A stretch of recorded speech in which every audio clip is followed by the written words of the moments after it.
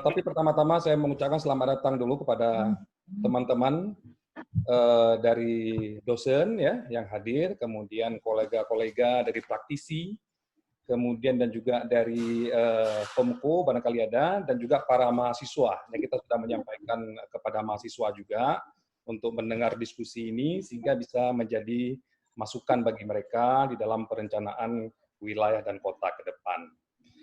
Rencana pelaksanaan diskusi ini sebenarnya berangkat dari opini Ibu Profesor Azmeri ya beberapa waktu yang lalu dari Koran Serambi Indonesia pada tanggal 8 Juni hingga tercetus dari inisiatif teman-teman di Praksi Perencanaan Wilayah dan Kota untuk mengupasnya secara lebih jauh ya dalam arena disko, ya, yaitu diskusi kota.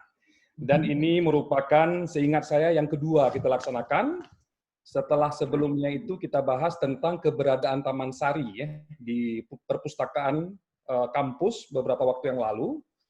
Itu kita membahas Taman Sari sebagai ruang terbuka hijau publik.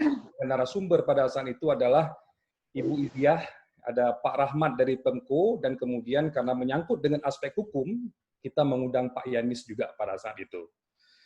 Bapak Ibu sekalian, tujuan dari diskusi ini adalah untuk menggali lebih dalam ya, mengenai penyebab terjadinya banjir di Kota Banda Aceh beberapa waktu yang lalu dari pandangan ilmuwan atau saintifik. Mengetahui apa yang telah dilakukan secara spasial dari pemerintah kota, serta mengetahui lebih dalam sejauh mana aspek ekologi ini dapat memberikan kontribusi untuk mengurangi terjadinya genangan dan banjir. Dan narasumber kita kali ini dinilai sangat kompeten untuk membahas 3 hal di atas. Yang pertama yang terhormat Ibu Profesor Azmeri, kemudian Ibu Elvi Zulfiani, dan akademisi kita dari PWK yaitu Ibu Sylvia Agustina. Bapak Ibu sekalian, aspek banjir ini merupakan aspek yang perlu dipertimbangkan dalam merencanakan pola dan struktur ruang.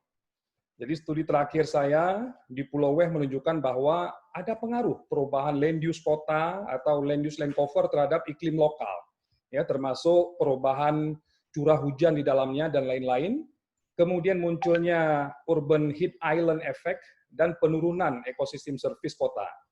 Nah, dengan kota Banda Aceh ini yang hanya memiliki luas administratif sekitar 5.900 hektar, yang saat ini lebih dari 50% itu merupakan built up area. Ini menjadi tantangan untuk menuju Green City. Ya, karena dalam KSPPN itu ada beberapa tahap livable city, menuju Green City, dan kemudian menuju Smart City.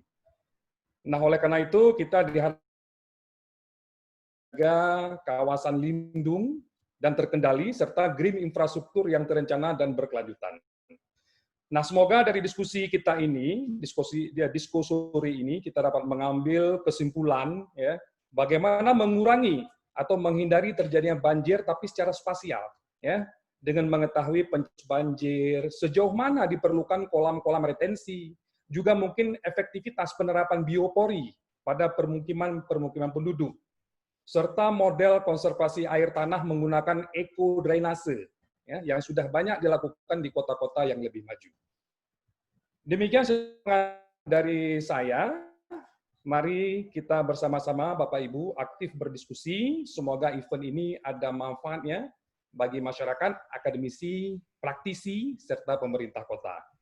Demikian, Assalamualaikum warahmatullahi wabarakatuh. Saya kembalikan ke Bu Isana Burhan.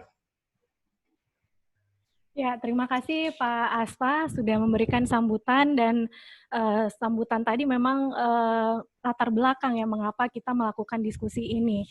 Jadi berangkat dari pengalaman banjir Kota Banda Aceh yang cukup mengkhawatirkan beberapa waktu lalu, dan kemudian ini dianggap faktor alam gitu ya, seakan-akan kita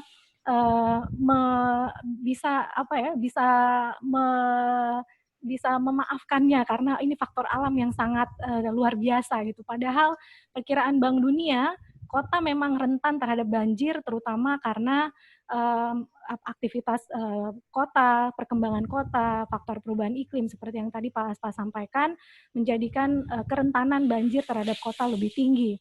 Bank Dunia juga memperkirakan 75% ya resiko banjir di perkotaan akan naik dibanding 5 tahun lalu. Jadi di tahun 2025 nanti Jadi di tahun 2025 nanti kita mungkin akan lebih besar lagi atau lebih tinggi lagi resiko terhadap banjir di perkotaan. Nah, karena perlindungan banjir ini atau penanganan banjir, saat ini kota-kota di Indonesia lebih banyak masih mengandalkan infrastruktur abu-abu ya, yang disebut grey infrastructure. Nah, tanggul, stasiun pompa, bendungan kecil, ini strategi-strategi penanganan banjir yang katanya disebut konvensional begitu ya. Nah, sebenarnya perlu pendekatan-pendekatan baru yang inovatif, yaitu solusi berbasis alam dan ruang hijau yang disebut juga dengan infrastruktur hijau. Maka kali ini kita akan membahas ketiga topik tersebut, pendekatannya terhadap tata ruang, peranan infrastruktur hijau, dan yang paling penting kita mesti tahu dulu ya keadaan atau kondisi fisik alam dan lingkungannya seperti apa, dan apa yang harus kita persiapkan dari konteks infrastruktur. Kesempatan yang pertama akan saya berikan kepada Ibu Dr. Asmeri yang akan membahas kondisi morfologis Kota Banda Aceh dan bagaimana resiko Kota Banda Aceh terhadap banjir, termasuk juga mungkin ide-ide atau konsep-konsep gagasan Bu Asmeri sebagai profesor yang concern ya di bidang hidro dan water resource engineering dalam melihat masalah ini. Namun pertama sebelum itu saya akan memberikan hasil polling ya. Jadi kita ada hasil polling yang kita sempat tanyakan di uh, di registrasi kita, dan ini adalah hasilnya. Hasilnya adalah ternyata 48,6 ya persen. Jadi sebagian besar responden yang menjawab dan sebagian besar memang tinggal di Banda Aceh itu tidak pernah mengalami banjir. Jadi memang banjir di Banda Aceh waktu itu beberapa waktu yang lalu mungkin memang keadaan yang tidak biasa ya. Kemudian apa penyebab terjadinya banjir? Banyak dominasi jawaban adalah faktor alam ya, dan baru kedua adalah tidak ada drainase lingkungan. Padahal banyak juga sebab-sebab lain, nanti kita akan melihat lebih jauh dari pandangan Bu Asmeri. Nah, ini persepsi ya, kalau persepsi secara keseluruhan, ternyata Banda Aceh dianggap sudah baik ya. Jadi kalau skalanya 1 sampai 5, 1 itu sangat buruk dan 5 sangat baik, ini berada di tengah-tengah. Jadi penilaiannya cukup oke lah gitu ya. Tentu banyak ruang untuk perbaikan, maka di sini kita membahasnya bersama. Saya persilakan untuk Bu Asmeri menyampaikan pendapatnya. Ibu Asmeri sudah bisa mendengar ya? Saya akan share screen materi Ibu Asmeri. Baik, terima kasih Bu Isana. Tapi ini mohon maaf ini videonya terkadang off, terkadang on automatically. Jadi mungkin saya sesekali tidak kelihatan ini. Ya, Bu, mudah-mudahan audionya bisa didengar jelas ya. Jadi walaupun videonya hilang-hilang masih bisa mendengar. Nggak masalah ya. Baik. Bismillahirrahmanirrahim. Assalamualaikum warahmatullahi wabarakatuh. Waalaikumsalam warahmatullahi wabarakatuh.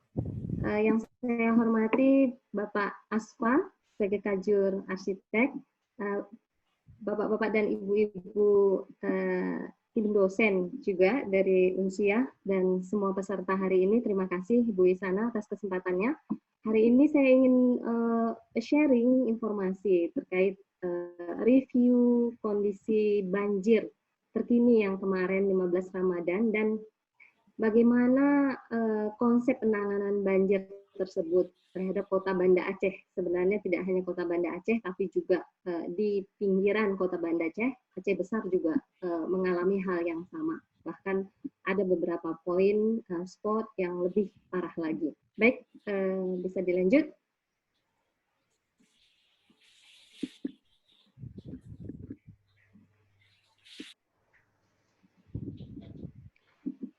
ya kita sama-sama tahu di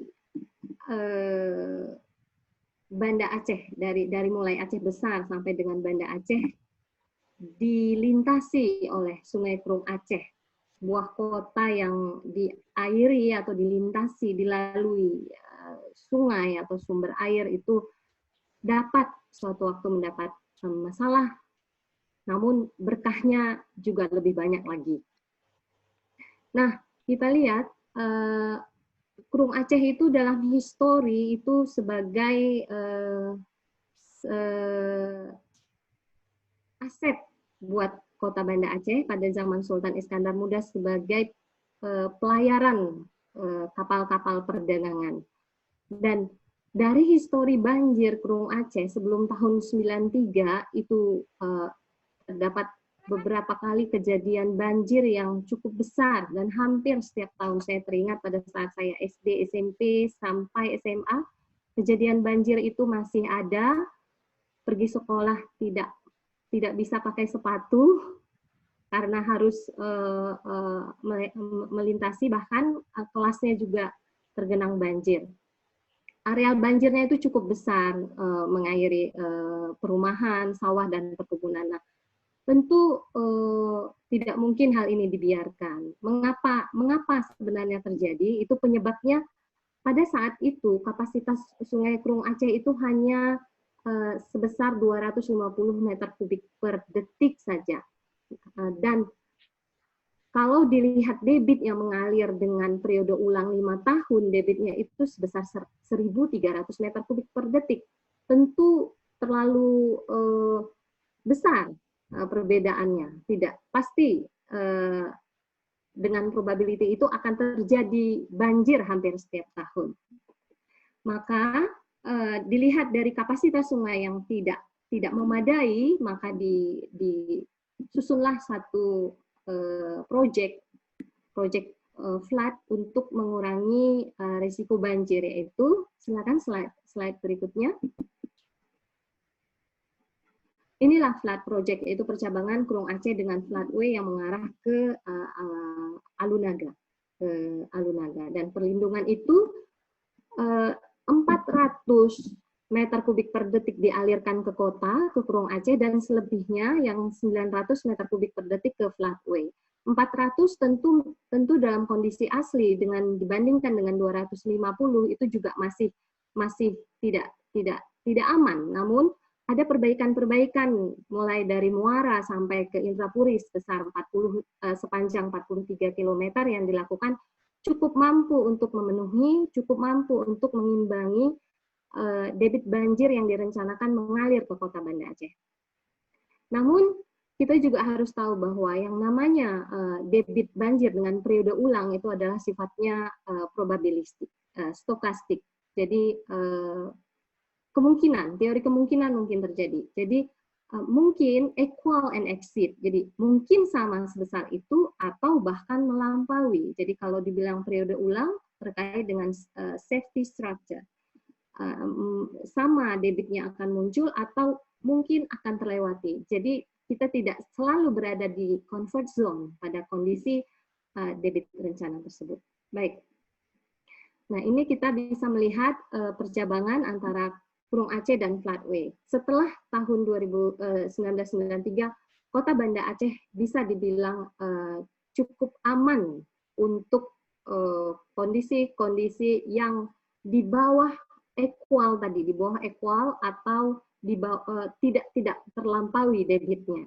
Tetapi kita harus juga tahu bahwa banyak anak-anak sungai lain setelah percabangan ini yang bermuara ke Krung Aceh, seperti Krung Daroy, Krung Doi, Krung Lung Paga, Krung Tanjung, itu semua bermuara setelah percabangan ini. Nah, hal itu yang menjadi salah satu penyebab bahwa walaupun sudah terjadi percabangan Krung Aceh dan floodway, kemungkinan untuk terjadi banjir pada debit besar di subdas-subdas yang saya sebutkan tadi itu akan terjadi pelimpahan.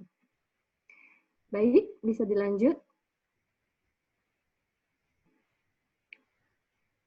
Saya sempat mengambil foto pada saat kejadian, beberapa kali kejadian, setiap hujan dengan intensitas tinggi saya akan pergi ke percabangan tersebut. Ini foto yang saya ambil 22 Desember 2014 dengan extreme rain di upstreamnya Krung Aceh itu sebesar 125 mm per hari, dan ini adalah sudah termasuk hujan dengan intensitas yang tinggi, dengan ekstrim, hujan di atas 100. Bahkan selebihnya pada saat lanjut 8 Mei 2020 yang lalu, itu hujan ekstrimnya lebih besar dari 150 mm.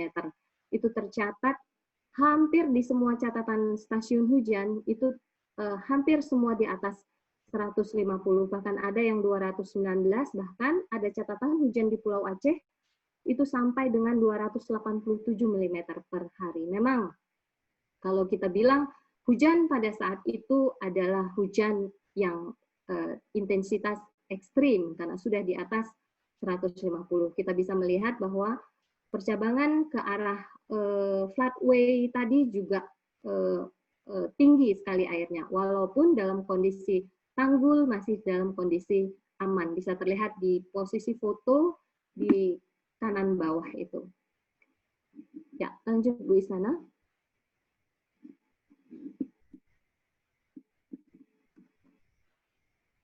Nah, bagaimana kita bisa belajar pada banjir Kota Banda Aceh dan Aceh Besar? Karena tadi saya menyebutkan bahwa walaupun kita sudah berada pada tanggul yang tinggi, pada floodway yang sudah didesain masif, namun itu adalah satu probability, kemungkinan muncul ada. Jadi semakin besar periode ulang, maka kemungkinan itu semakin kecil. Namun kita tentu harus melihat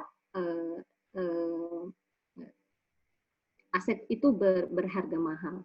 Jadi ini Bapak Ibu bisa melihat beberapa foto pada kejadian banjir 8-9 Mei itu penuh full hujan intensitas tinggi dengan durasi yang panjang hampir sepanjang hari, dan dilanjutkan dengan 10 Mei masyarakat sudah mulai senang karena dari pagi sampai siang itu cerah walaupun masih mendung tapi tidak hujan, tapi sore mulai diguyur lagi dan rumah-rumah yang sudah kering mulai tergenang kembali.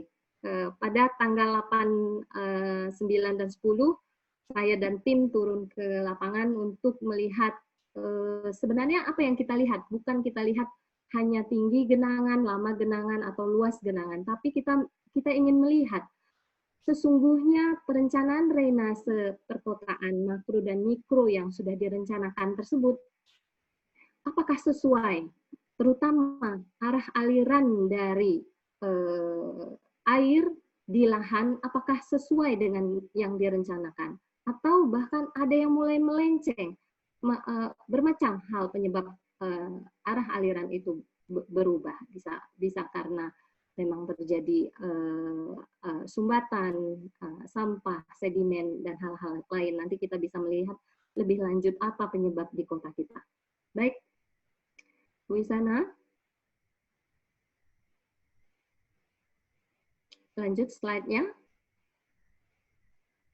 Nah, overview sedikit. Boleh diklik sekali lagi. Ini adalah kota Banda Aceh yang saya jadikan case study pada hari ini. Kita terdiri dari 8 zona, awalnya 7, dan ada zona Darussalam yang semuanya ke belakang dulu, Bu, supaya kita melihat. Nah, dari atas lebih mudah melihatnya, kita itu berada di posisi mana dan bagaimana rentannya kita. Bahwa yang saya sebutkan tadi, setelah percabangan antara floodway dengan Krung Aceh, kita dihadapkan lagi dengan adanya anak-anak sungai yang mengalir ke Krung Aceh itu langsung, dan ada yang langsung bermuara ke laut. Dan ini titik lokasi banjir saya source-nya dari presentasi Dinas PUPR Kota Banda Aceh. Pada saat itu kita duduk bersama dengan Sekda Kota untuk mengetahui langkah apa yang harus kita lakukan dengan kondisi seperti ini. Ini 10 hari setelah kejadian. Jadi ternyata sebaran dari titik banjir itu hampir keseluruhan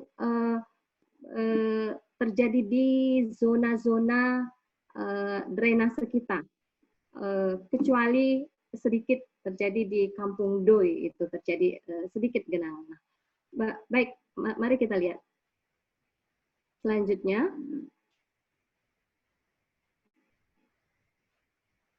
Ya, Bu Isana, slide selanjutnya. Nah,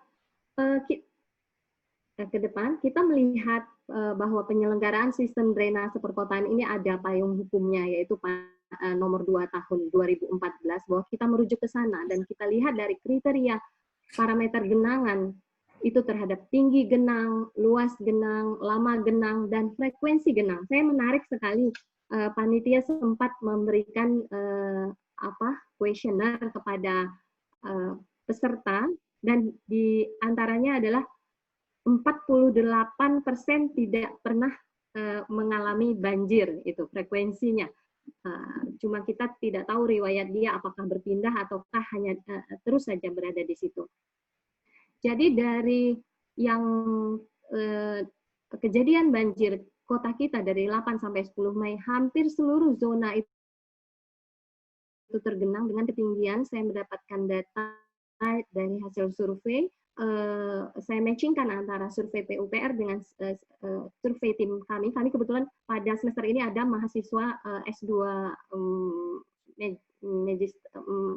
Magister Prasarana Perkotaan yang mengambil mata kuliah manajemen drainase. Jadi mereka turun berdasarkan zona, melihat tinggi genang, waktu genang, dan luas genang, dan kondisi dari penampang-penampang drainasenya. Dan terlihat memang bahwa tinggi genang itu di atas 30 cm. Dan kalau kita lihat kriterianya itu di atas 30 cm, bahkan ada yang sampai 70 cm ke atas. Itu dari sisi presentase nilainya untuk terjadi risiko yang dialami oleh masyarakat menjadi lebih besar dengan nilai 100%. Dan waktu genang yang kita dapat informasinya antara 1 hari sampai dengan 2 hari, 24 jam lebih lama. Dan kenapa terjadi? Karena pada saat itu memang hujan dengan intensitas tinggi. Tapi tentu seperti yang disebutkan tadi, itu adalah given from Allah. Tapi kita bukan berarti tidak bisa berbuat apa-apa. Dan terlihat dari luas genangnya sampai dengan 6.167 km persegi, sangat tinggi, sangat luas, jauh di atas kriteria parameter genangan. Dan inilah yang terjadi pada kota kita yang hampir lumpuh pada saat itu di 15, 16, 17 Ramadan. Oke, silakan Bu Isana selanjutnya.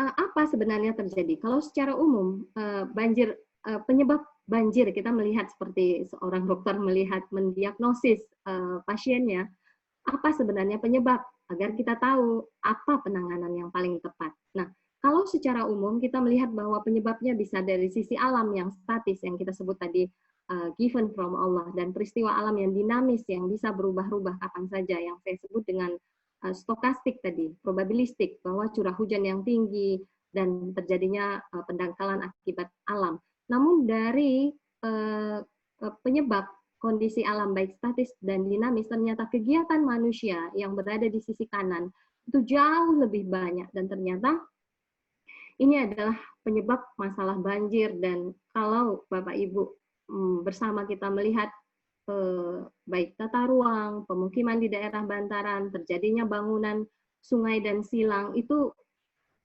kita bisa melihat itulah yang terjadi, beberapa poin, beberapa titik permasalahan mungkin kita jalan ke kantor, kita melihat, oh iya, ini ada terjadi, ada utilitas lain di sungai. Kita sering melihat ada utilitas lain seperti ada kabel, ada pipa yang memakan kapasitas drainase, dan itu cukup menghambat, bukan hanya dari sisi kapasitasnya, tapi dari sisi perjalanan airnya, aliran airnya juga terhambat dengan adanya sampah-sampah dan sedimen yang ada. Nah, ini yang terjadi secara umum penyebab. Lanjut Bu Isana. Kita melihat ada berbicara tentang daerah aliran sungai. Kita melihat ada yang in-stream di sungai dan ada yang off-stream. Kalau kita melihat yang in-stream saja, tentu kita seperti memakai kacamata kuda. Kenapa? Karena in-stream dipengaruhi oleh off-stream yang berada di luar badan air, dan kesalahan dalam penanganan off-stream akan meningkatkan 3 masalah klasik yang ada di sungai sebagai pembawa air dari hulu ke hilir. Jadi permasalahan kita ada 3, too much, too little, too dirty. Dan kita melihat, saya memberikan highlight pada banjir karena biasanya suatu daerah aliran atau sebuah catchment, sebuah daerah tangkapan air yang pernah terjadi banjir, maka perlu bersiap masyarakatnya. Suatu saat juga akan terjadi kekeringan karena mereka seperti saudara kembar yang muncul. Kenapa itu terjadi? Bisa kita lihat di slide berikutnya. Kenapa banjir dan kekeringan itu selalu terjadi? Nah, sebenarnya saya sudah memberikan opini pada Serambi Indonesia, dan insya Allah lengkap saya sajikan. Tidak hanya terpaku pada permasalahan alam saja, seperti misalnya intensitas hujan yang besar atau full moon yang terjadi pada 15 Ramadan. Bukan hanya itu, tapi jauh ke depan di hilir banyak aktivitas dan banyak pihak yang harus saya menyebut bertanggung jawab, karena kita semua bertanggung jawab terhadap lingkungan kita. Bisa diakses pada link berikut ini. Silakan Bu Isana. Lanjut. Nah, dari yang penyebab umum tadi, saya mencoba mengekstrak penyebab banjir di 89 Mei. Nah, ya benar, curah hujan ekstrim itu terjadi. Bapak, Ibu, adik-adik semua bisa melihat bahwa curah hujannya semua di atas 100, dan sebagian besar itu di atas 150, dan itu adalah hujan yang cukup tinggi. Kebayang bahwa 100 saja sudah tinggi milimeter per hari ya Bapak Ibu, dan bersamaan dengan pasang purnama pada saat itu 15 Ramadan. Juga masih given 3 kondisi ini, saya menyebut given. Kondisi topografi kita Banda Aceh memang berbentuk cekung dengan ketinggian minus 45 sampai 100 dan sampai 1 dan rata-rata 0,8 meter di atas permukaan laut, dan fisiografinya yang datar, sehingga pada saat diserang, saya menyebut diserang dari hulu dengan curah hujan yang ekstrim, diserang dari hilir dengan pasang yang besar, dan keduanya berkumpul karena kita punya retention pond, tetapi tidak keseluruhan dari hilir kita itu punya retention, punya detention, tidak keseluruhan. Jadi untuk menampung sementara, temporary, untuk parkir sementara air itu tidak seluruhnya ada. Dan 3 given itu kita melihat lagi, ada beberapa poin di bawahnya. Ternyata dari hasil survei kita, memang kita overlay dengan hasil survei PUPR pada saat itu, kapasitas saluran yang ada tidak memadai. Bisa karena curah hujan yang ekstrim, tapi kita menjumpai bahwa sampah dan sedimentasi yang tinggi itu sampai 2/3 dari tinggi saluran itu, saya tidak menyebut keseluruhan, tapi banyak yang terisi oleh sedimentasi. Demikian juga di kolam-kolam retensinya.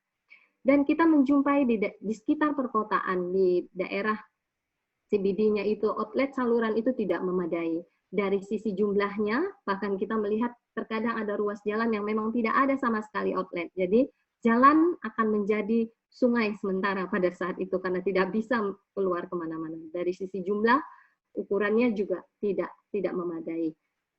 Kalau saya melihat survei pada saat itu, mungkin pada awal itu memenuhi dari sisi ukurannya, tetapi karena adanya penambahan atau peninggian jalan, sehingga kapasitasnya tinggi, outletnya itu semakin berkurang, dan diperparah dengan elevasi saluran yang lebih tinggi. bagaimana mungkin air memanjat, air tidak bisa mengalir dengan tekanan atau elevasi atau kecepatan, air akan mengalir karena adanya perbedaan elevasi, perbedaan tekanan, dan perbedaan kecepatan. Dan dia tidak bisa karena elevasinya lebih tinggi salurannya. Dan pada saat itu juga kerusakan pompa yang terjadi, terutama di hilir, pompa-pompa yang ada di hilir, yaitu pompa Lampaseh itu satu jalur itu di Krungdoi. Lampaseh dan Punge itu terjadi jim. Kenapa? Karena mekanikal elektrikalnya terendam oleh air banjir, sehingga ada yang sama sekali tidak bisa berjalan pada hari itu, sehingga hanya menampung masyarakat. Pada saat itu saya mendengar melihat sidak ke rumah pompa. Kenapa tidak beroperasi?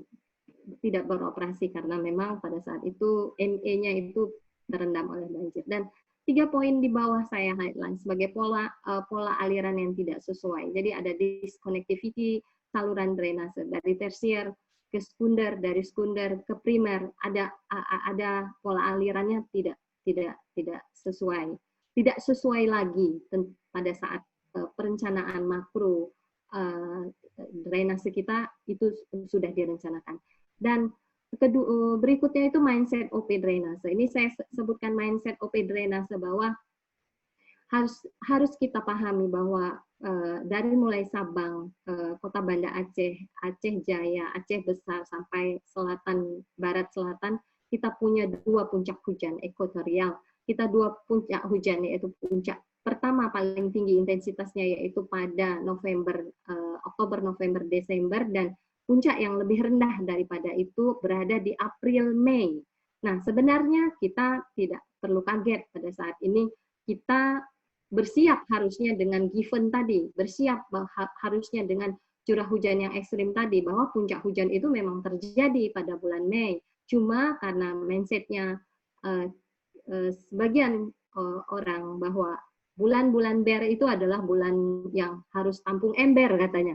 Jadi mindsetnya ya siap-siap saja nanti ya di mulai September, Oktober, November, dan terasa kaget pada saat banjir itu terjadi di April dan Mei kemarin. Padahal puncak hujan memang bisa terjadi walaupun lebih rendah. Dan yang terakhir adalah kita melihat sendiri bahwa perubahan tutupan lahan baik di hulu maupun di hilir itu besar sekali yang kita lihat.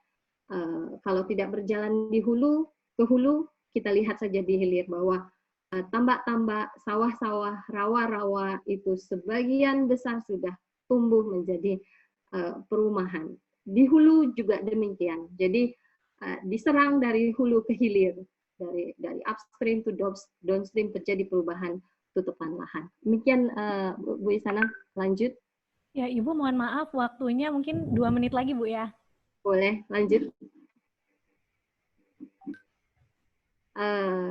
Oke. Ini bisa kita lihat bahwa perubahan tata guna lahan cukup besar. Bahkan kalau dari referensi menyebutkan bahwa perubahan tata guna lahan yang besar akan menaikkan debit puncak dari 6,5 kali sampai 35 kali.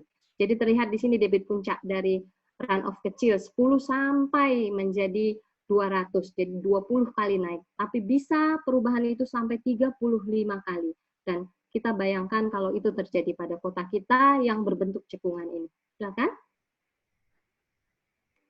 Oke, ini kita bisa melihat hidrograf setelah terjadinya perubahan tata guna lahan itu cukup tinggi. Bisa kita lihat dari sisi debit puncaknya, kita bisa melihat dari waktunya yang lebih pendek, dan kita melihat sesaat setelah hujan langsung terjadi debit puncak. Jadi ada 3 hal yang bisa kita lihat dari perubahan alih fungsi lahan atau tata guna lahan yang berubah berefek pada hidrograf banjir yang semakin tinggi. Silakan Bu Ihsanah. Oke, ini saya skip bahwa tadi kita sebut hampir semua zona itu mendapat temuan permasalahan. Silakan. Oke, ada perubahan. Ini ada 2 slide lagi ini. Ada perubahan paradigma konsep penanganan. Ini yang harus kita harus kita pahami. Pada saat dulu, masa-masa lalu, pematusan istilah, mengalirkan, mengeringkan air dari lahan itu segera secepatnya ke badan air terdekat. Itu paradigma yang lalu. Namun, berdasarkan aturan-aturan baru dan kita melihat kondisi alam semakin ekstrim terjadi perubahan, maka yang diterapkan adalah drainase berwawasan lingkungan atau kita sebut dengan eco-drain. Ada 4 hal, yaitu tampung, resap, alirkan, pelihara. Jadi di situ 4 hal itu apa konsep yang dipegang? Yang dipegang adalah siklus hidrologi itu aman dengan konsep drainase lingkungan. Dan groundwater recharge yang saya sebut tadi, kekeringan dan banjir itu tidak lagi berulang. Kenapa? Karena groundwater recharge terjadi karena kita melakukan 4 hal tadi, yaitu tampung, resap, alirkan, dan pelihara yang ada. Inilah perubahan paradigma yang harus sama-sama kita pahami. Untuk slide berikutnya, silakan Bu Isana. Sepertinya slide terakhir. Nah, ini konsep penanganan banjir dari upstream to downstream, baik itu structure, baik itu non-structure, terlihat slide di bawahnya terlihat dari jangka panjang, menengah, dan hilir. Kita tidak bisa terpaku bahwa kita tinggal di hilir, tidak memperdulikan tengah dan hulu. Karena daerah aliran sungai walaupun tidak terbagi secara pasti, terletak ada perbedaan morfologi yang terjadi pada hulu, tengah, dan hilir. Tentu penanganannya akan berbeda karena fisik morfologi sungai dan daerah alirannya itu tidak sama antara hulu dan hilir. Saya memberikan beberapa konsep-konsep penanganan banjir yang memperhitungkan upstream selain memperhitungkan instream. Saya memang civil engineer, namun konsep berpikir kita juga tidak boleh terpaku bahwa apa tadi Bu Isana, infrastruktur grey ya, abu-abu itu itu saja yang harus kita terapkan. Itu tidak. Makanya dari hulu, tengah, dan hilir terutama sekali karena pemakainya sebagian besar di hilir.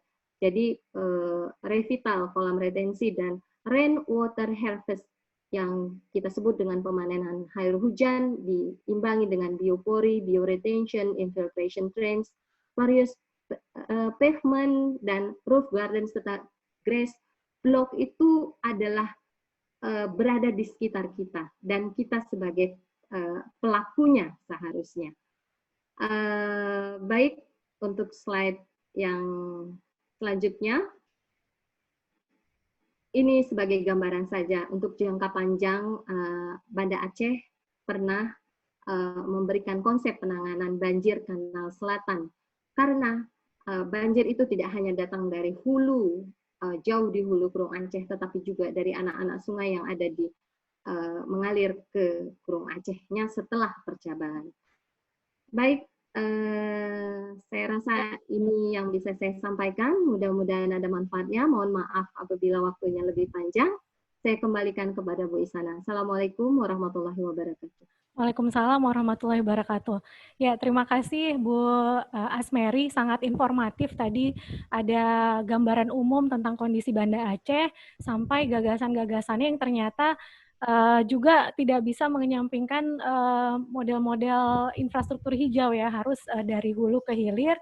Dan tadi banyak kita dengar istilah ide-ide supaya memaksimalkan serapan ya, pakai grass block, kemudian biopori, bioretensi, roof garden, yang kalau untuk teman-teman di tata ruang ini familiar ya. Kita akan mendengar bagaimana penerapan infrastruktur hijau, yang tadi salah satunya sudah disebutkan contoh-contohnya oleh Bu Asmeri. Kita akan mendengar paparan dari Ibu Sylvia Agustina. Ibu Sylvia mungkin bisa siap-siap sambil saya menyiapkan ininya ya. Siap, Kak. Oke, tunggu sebentar Ibu. Baik. Nah, ini Ibu Sylvia sedang siap-siap untuk wisuda ya Bu ya. Mudah-mudahan lancar dan mudah prosesnya.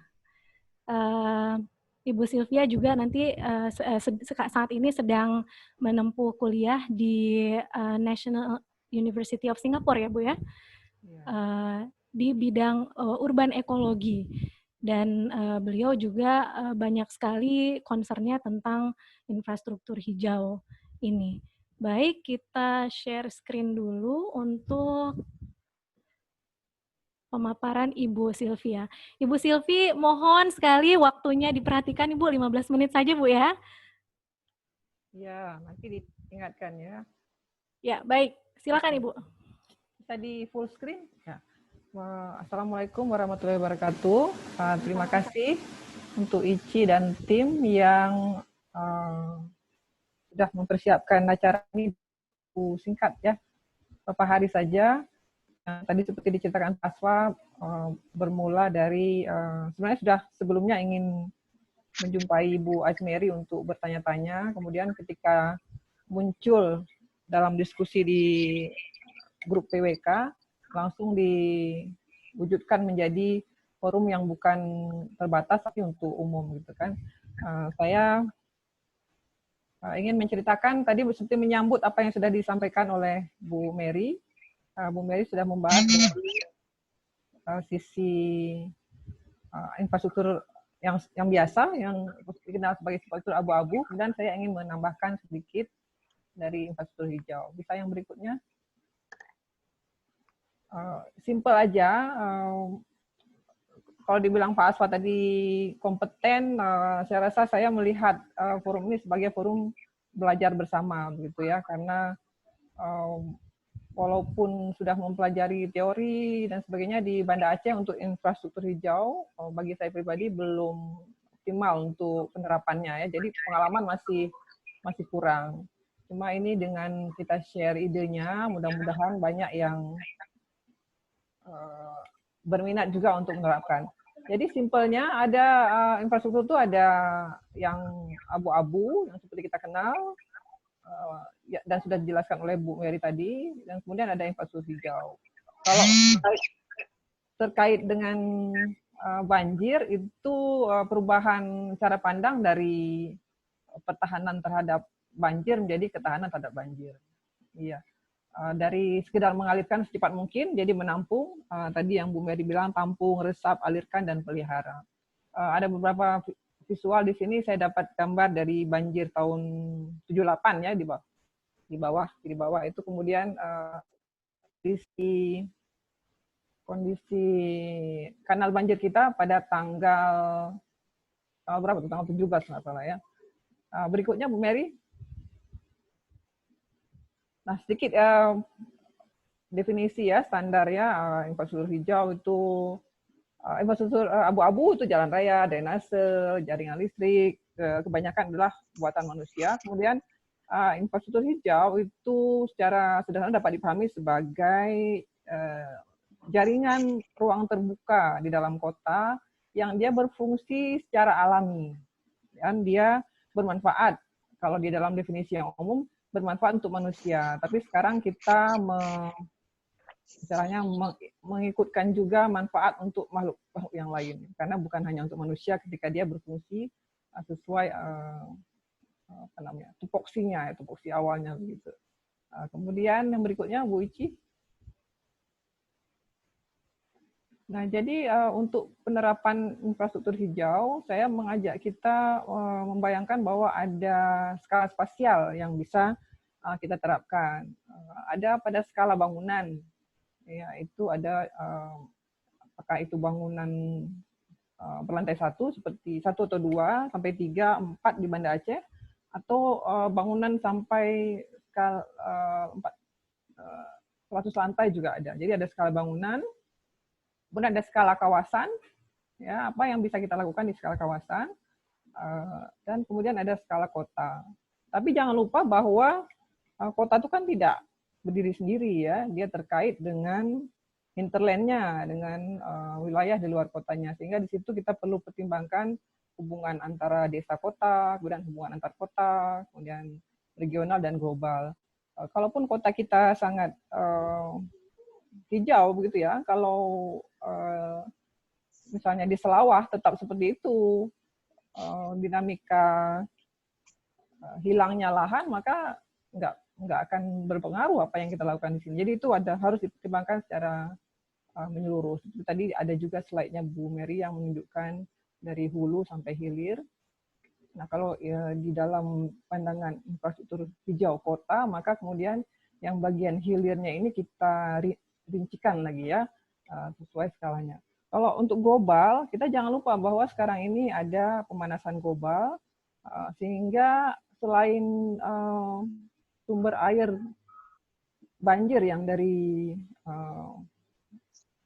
darat, juga ada risiko kenaikan air laut. Nah, jadi ketika kota bergerak dari kota yang hanya kota-kota kita tuh kebanyakan tuh dimulai dari dekat sumber air ya, dekat sungai ya.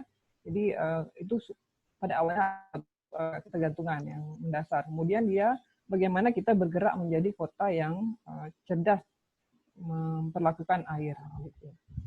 Jadi ada faktor lokal dan faktor globalnya. Dan jangan lupa semua aspek fisik ini itu terjadi pada satu konteks sosial budaya yang kalau kita cuma memperhatikan fisiknya tanpa memperlihatkan menimbang sosial budaya, maka kadang-kadang suka macet gitu ya. Tadi Bu Mary juga sebagai engineer ya, engineer yang sejati begitu sudah meng-highlight hal itu. Kalau orang PWK kadang-kadang engineer / social scientist gitu katanya. Jadi itu gayung bersambut lah. Selanjutnya Bu Ici. Nah ini peta genangan yang ini saya dapatkan dari 8 ya. Tadi Bu Mary ada yang lebih mendetail lagi, yang dilengkapi dengan survei lapangan. Saya rasa mungkin ada perbedaan genangan ketika dia diambil pada waktu yang berbeda. Tapi ini katakanlah ini minimal, lebih sedikit daripada tadi yang kata Bu Mary, maka kita lihat ada beberapa wilayah yang tergenangi juga, walaupun di dalam peta risiko banjir di revisi ETRW itu dinyatakan sebagai wilayah, katakanlah yang pusat kota itu ya, atau di bawahnya, itu dikatakan rendah risikonya. Tapi ternyata di seluruh wilayah drainase terjadi genangan. Dan tadi permasalahannya sudah diidentifikasi. Berikutnya, saya ingin melihat khusus dari sisi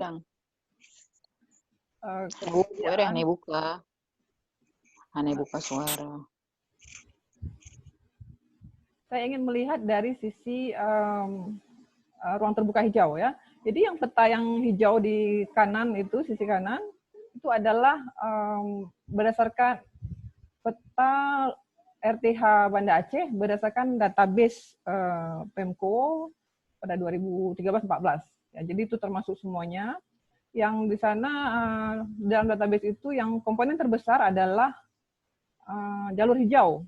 Ya, yang kecil-kecil itu jalur hijau. Tetapi ketika saya mengulik-ngulik database itu, saya temukan bahwa spasial atau data spasial untuk jalur hijau itu belum valid ya.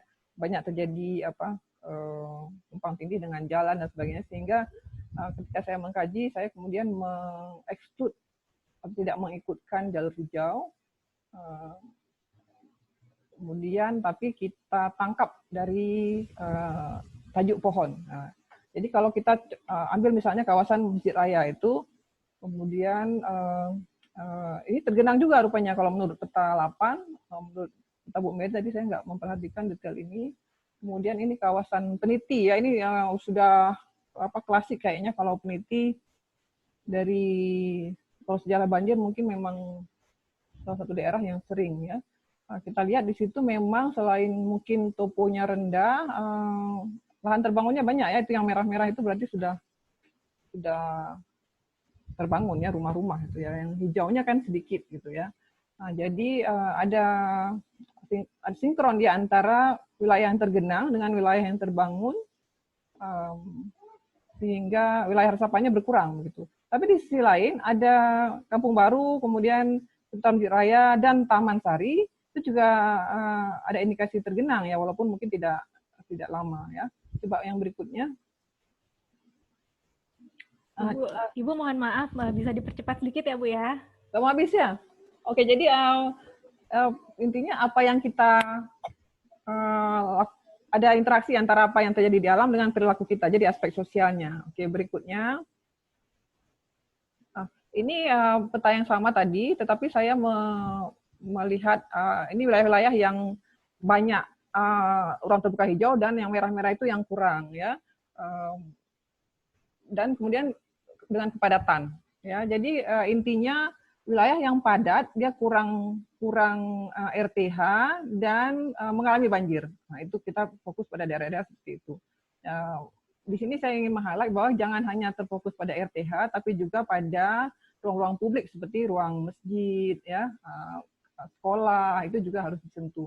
Kemudian tanaman, ya, sehingga itu semua bersama-sama dia menjadi elemen infrastruktur hijau. Jadi bukan hanya RTH yang resmi dari pemerintah saja. Oke, berikutnya. Nah, ini kalau lihat yang pojok kanan saja, itu adalah kira-kira di mana yang infrastruktur hijaunya yang banyak, gitu ya. Terlihat bahwa yang semakin tua, semakin gelap warnanya, maka itu menunjukkan bahwa dia lebih tinggi daripada yang lain. Ternyata di tempat yang padat penduduk terbatas, ya, yang banyak hijau adalah di kawasan yang kurang penduduk atau di kawasan pendidikan yang sebenarnya tidak terlalu banyak penduduknya, ya. Oke, berikutnya. Nah, jadi apa yang bisa dilakukan terkait dengan infrastruktur hijau ini kita boleh lihat ada apa yang bisa kita lakukan sebagai individu sampai sebagai secara kolektif, gitu ya. Saya mau menekankan dari perubahan perilaku, ya, cara pandang. Kalau Bu Mary tadi yang grey-nya juga harus berubah. Nah, kemudian tapi kalau yang soft aspeknya orangnya nggak berubah, susah juga. Oke, berikutnya. Nah, ini saya ada mensurvei perilaku, ya, di Banda Aceh, sampel sekitar 425. Itu yang saya kotak itu adalah nilai-nilai lingkungan, gitu ya. Itu saya pakai alat yang standar yang dibuat oleh peneliti di luar, namanya, saya lupa. Mohon maaf, belum saya set. Jadi intinya apa di sini? Ternyata kalau menurut alat ukur ini, warga Banda Aceh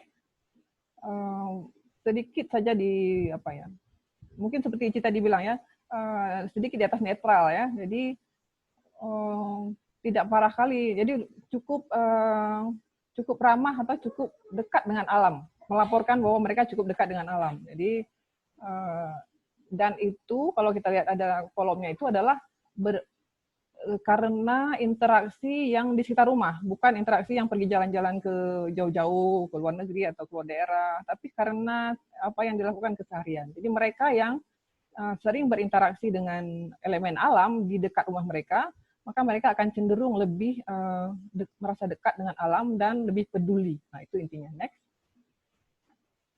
Nah, kemudian saya juga mengkaji nilai-nilai apa yang berpengaruh dalam perilaku kita, ya, cara kita berinteraksi dengan alam. Seperti kita kan kalau di Aceh mungkin karena syariat Islam kita akan duga bahwa kita adalah yang sangat mementingkan nilai-nilai agama, ya. Memang nampak responden melaporkan bahwa mereka menggunakan nilai agama dan nilai keluarga itu saling overlap, ya. Jadi sama bagi orang Aceh nilai keluarga adalah nilai Islami, gitu ya. Budaya tidak terlalu tinggi. Tapi saya kemudian mengkaji lebih lanjut, apakah pengakuan ini berpengaruh pada perilaku orang. Jadi saya melihat dari aspek nilai budaya, pengaruh nilai-nilai, kemudian pengetahuan, dan ada beberapa variabel lain. Ternyata pengakuan bahwa seseorang menggunakan nilai agama, nilai keluarga, ataupun nilai budaya itu di konteks Banda Aceh tidak berpengaruh terhadap perilakunya. Jadi mungkin tidak dipakai, ya, atau ada yang missing, jadi gitu, ya. Jadi katanya saya menggunakan nilai-nilai Islami, tetapi ketika dites dalam perilaku, saya menanyakan 9 pertanyaan untuk mengetes perilaku lingkungan, ternyata itu tidak signifikan pengaruhnya. Nah, itu perlu kita kaji. Berikutnya. Nah, kemudian dalam hal infrastruktur hijau, dalam apa saja yang bisa kita lakukan. Nah, saya mau meng-highlight dengan beberapa contoh saja, dan ini terkait dengan kasus-kasus atau lokasi yang bisa kita intervensi di Banda Aceh. Ini adalah contoh infrastruktur hijau di Bangkok. Itu adalah dalam rangka 100 tahun Universitas Chulalongkorn. Nah, jadi mungkin para alumni urun-urunan ya, kalau jangan beli kaos, merehab taman di dekat kampus mereka ya, 11 saya lupa, ada mungkin catatannya dari situ. Jadi ini dia gabungkan antara abu-abu dan hijau begitu ya. Ada elemen fitur-fiturnya bisa dicek kalau berminat. Ada seperti yang kata Bu Mary tadi untuk menyimpan air di bawahnya ya, di bawah taman kota untuk menyimpan air supaya nggak buru-buru mengalir ke saluran kota dan memenuhi gitu ya. Ada berbagai fitur. Nah ini dia pakai yang di sini dia pakai kemiringan 3 derajat. Nah, jadi air secara alami akan mengumpul di satu titik yang rendah menjadi retention. Ya, Ibu bisa diakhiri mungkin nanti pas diskusi akan kita kupas lagi contoh-contohnya mungkin ya Bu ya. Oke, kita go through aja ya. Contohnya berikutnya. Nah ini juga taman yang intinya kalau kering dipakai main, kalau hujan untuk menampung air. Berikutnya, nah ini taman juga seperti di Taman Sari Banda Aceh, kalau mau dibuat seperti ini mungkin bisa ya, jadi di tempat yang rendah ada panggung ya.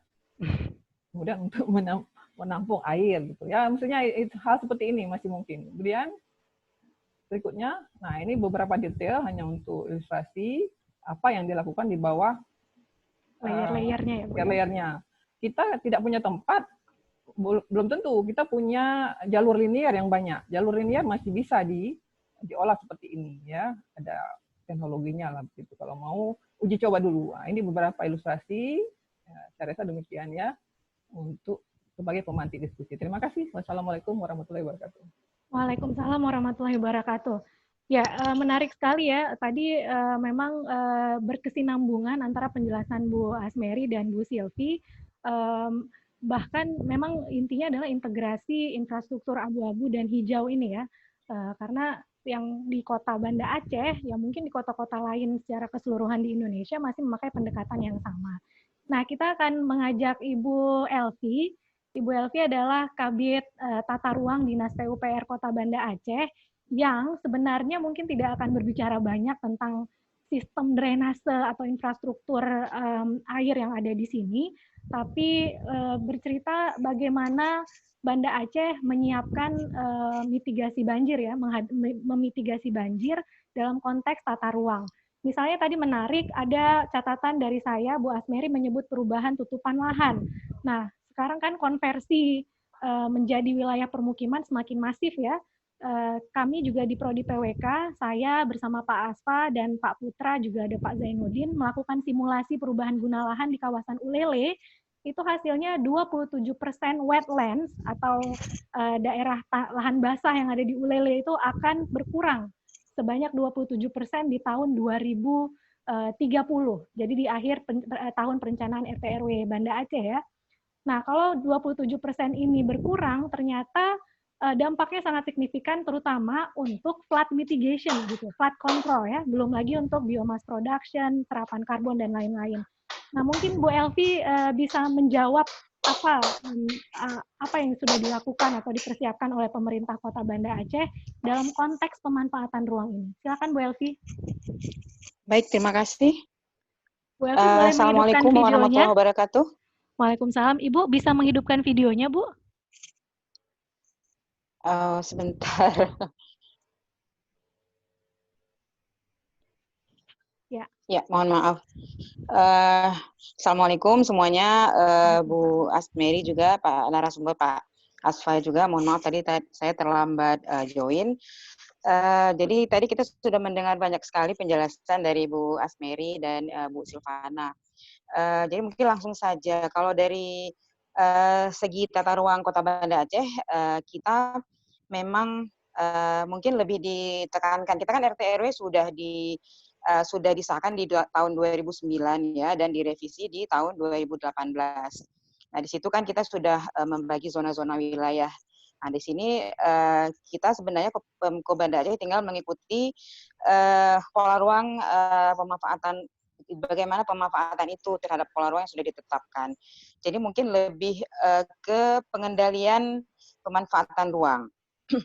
Jadi kemudian dari segi pengendalian pemanfaatan ruang, kita juga mungkin ya Kota Banda Aceh ini sebagaimana kita ketahui sudah merupakan kota yang terbangun ya, kota tua lah. Jadi memang ada sedikit kesulitan kita dalam melaksanakan mungkin sesuai yang idealnya. Jadi kita menyesuaikan dari yang sudah ada, bagaimana kita mencapai yang ideal tersebut. Kemudian dari pengendalian pemanfaatan ruang, kita misalnya dari melakukan pembatasan pembangunan di daerah padat untuk daerah yang rawan banjir. Kemudian juga di pengaturan KDB KLB, sehingga dari pengaturan KDB KLB itu kita bisa paling sedikit mengatur ya pengendalian ruang sesuai dengan tata ruang Kota Banda Aceh, RT RW Kota Banda Aceh. Kemudian juga dari segi pembangunan infrastrukturnya. Tapi di sini kendalanya juga sampaikan tadi di wilayah yang sudah terbangun rata-rata sudah jadi. Di sini kita berperan juga dalam menerbitkan advice planning yang digunakan untuk mengurangi. Nah, di situ kadang-kadang kendalanya juga masyarakat misalnya sudah membangun rumah, kemudian sudah membangun toko ataupun bangunan yang lainnya itu baru mereka mengurus IMB. Jadi agak kesulitan juga kita dalam pengendalian sesuai dengan RT RW. Oh, berarti ini mereka ke GSB-nya tidak tercapai, kemudian KDB-nya seperti apa. Nah, jadi ini mungkin juga kesadaran masyarakat kita untuk mengurus izin yang legal. Kemudian juga untuk mitigasi bencana ya, mungkin di sini kita ada escape building yang sudah ada memang 3, tapi mungkin orang lebih ke teringat ke mungkin yang agak yang ekstrim kita ya memang bencana tsunami. Jadi kita ada escape building itu di 3 lokasi. Kemudian itu rata-rata di daerah Kecamatan Meraksa. Tapi kita juga sudah mempotkan ada tambahan lagi beberapa sekitar 8 escape building lagi memang di sepanjang jalur pantai, jadi di Kutaraja dan di Kecamatan Syah Kuala. Nah, di situ juga kita mungkin terkendala juga masalah lahan ya. Apakah memang Pemda selama ini kekurangan dana untuk membeli lahan tersebut. Kemudian selanjutnya untuk RTH ya, RTH Kota Banda Aceh. Jadi sebagaimana perundang-undangan kita harus mencapai 20% RTH publik di sebuah kota tersebut. Nah, jadi kita sudah mencapai sekitar 13,24% RTH dari yang dipersyaratkan 20%. Tapi kemudian kendalanya juga dari RTH yang ada itu banyak yang memang tanahnya masih milik masyarakat. Nah, jadi kemudian masyarakat komplain, kemudian keberatan minta semuanya diganti rugi. Nah, jadi ini juga salah satu kendala di Kota Banda Aceh. Tidak mungkin juga Pemko membeli semua lahan yang sudah memang kita plotkan sebagai RT RW, sebagai RTH Kota Banda Aceh di dalam RT RW. Jadi mungkin itu kendala-kendala juga yang dihadapi oleh Pemko Banda Aceh. Kemudian itu dari sisi tata ruangnya juga ya. Kemudian juga mungkin saya tadi nggak ikut habis apa penjelasan Bu Asmeri, tapi memang master plan drainase Kota Banda Aceh memang harus banyak direview, disesuaikan kembali. Juga yang disebutkan Bu Asmeri tadi masalah tutupan lahan yang dulunya mungkin rawa-rawa yang sudah berubah fungsi, sekarang sudah jadi permukiman. Nah, ini juga kita sebenarnya memang bisa mengendalikan dari izin-izin yang kita keluarkan. Dari misalnya membuat kawasan permukiman ataupun perumahan ya, komplek perumahan.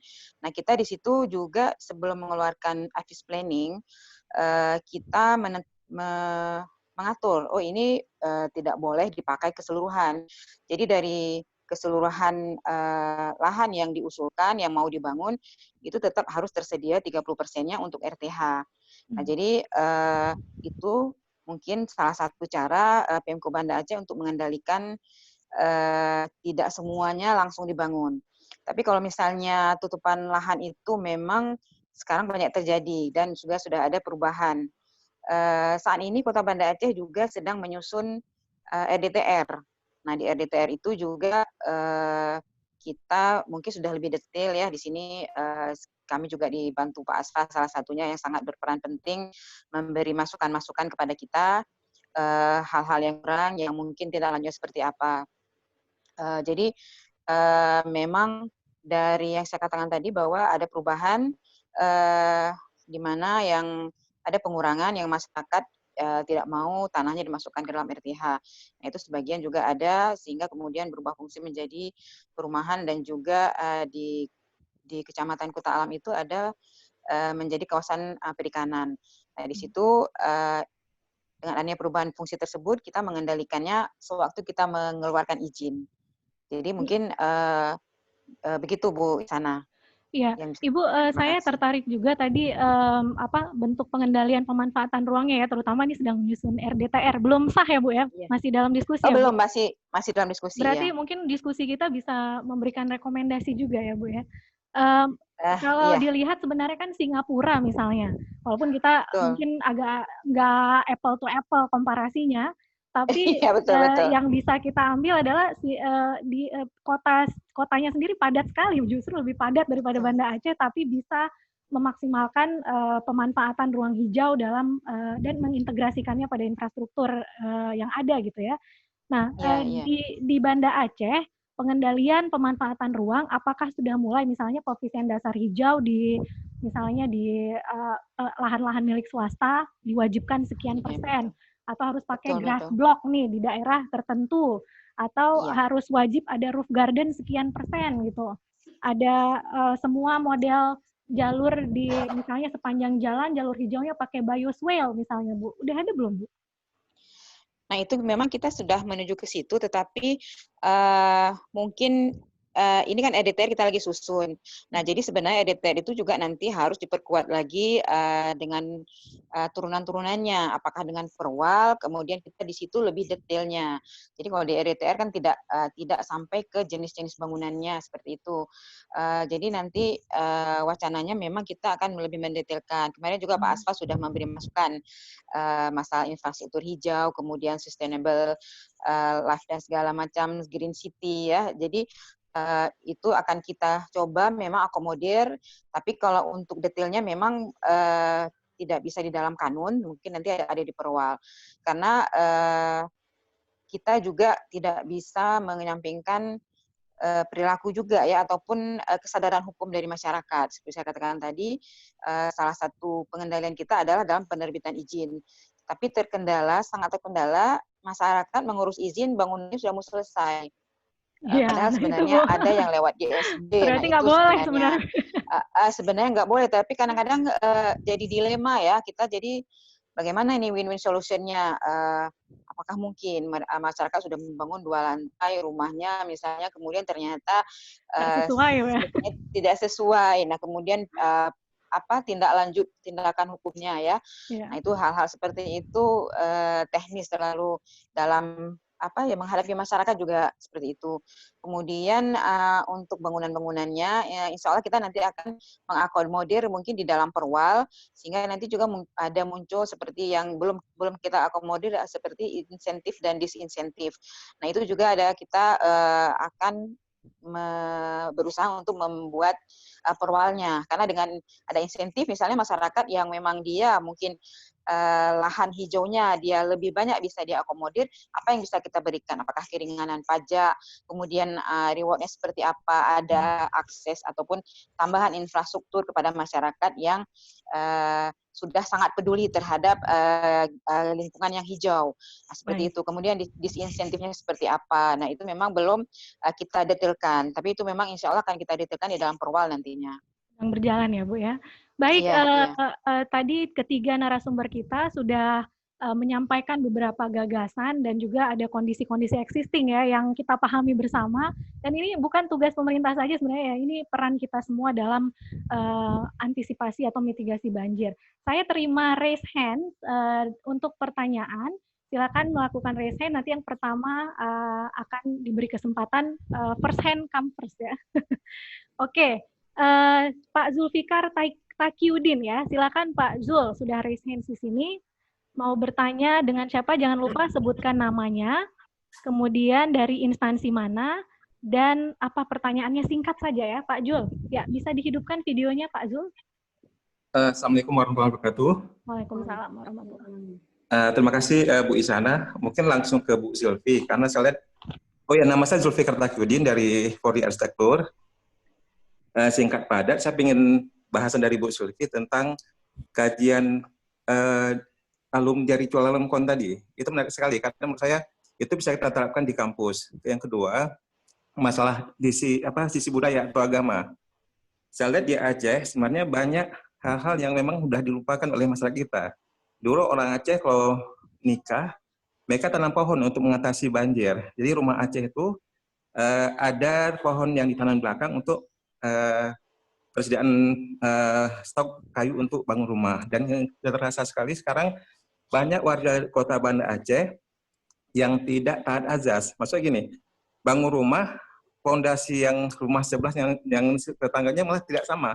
Malah ada satu rumah yang fondasinya mendekati plafon rumah tetangga. Itu cukup juga mengganggu dan itu menyebabkan banjir di kawasan yang rendah. Kemudian dari pemerintah kota, saya lihat masalah jalan bukannya dikorek, malah ditambah-tambah terus. Jadi mungkin dari pihak PUPR ataupun yang lainnya bisa melihat bahwa salah satu indikasinya kita di Aceh ada kurang sinergi antara pihak masyarakat dengan pemkapnya atau stakeholdernya.